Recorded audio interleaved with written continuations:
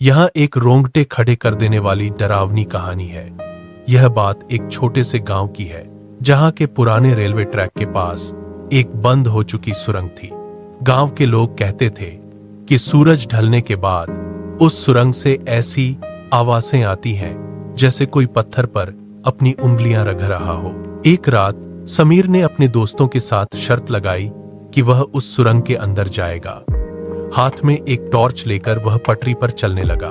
जैसे जैसे वह सुरंग के मुहाने के करीब पहुंचा, हवा ठंडी होने लगी और ससी हुई मांस जैसी गंध आने लगी। समीर ने हिम्मत जुटाई और अंदर कदम रखा।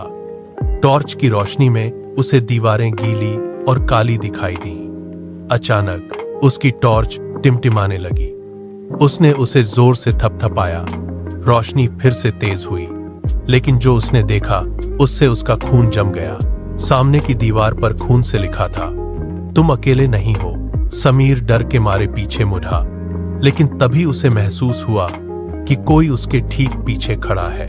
उसने डरते हुए अपनी टॉर्च पीछे घुमाई, पर वहां कोई नहीं था। लेकिन जब उसने नीचे जमीन पर देखा तो टॉर्च की रोशनी में दो परछाइयां दिख रही थीं। एक उसकी अपनी और दूसरी एक लंबे अजीब से हाथ वाली आकृति की, जो उसके कंधे की तरफ बढ़ रही थी।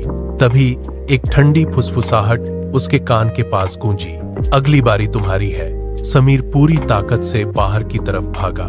वह सुरंग से बाहर तो निकल आया, लेकिन जब वह अपने घर पहुंचा और आईने में अपना चेहरा देखा तो उसकी चीख निकल गई।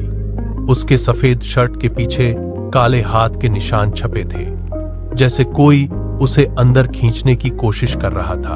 आज भी उस गांव में लोगों का कहना है कि समीर उस रात के बाद से कभी एक शब्द नहीं बोला। वह बस चुपचाप बैठा रहता है और खिड़की से उस पुरानी सुरंग की ओर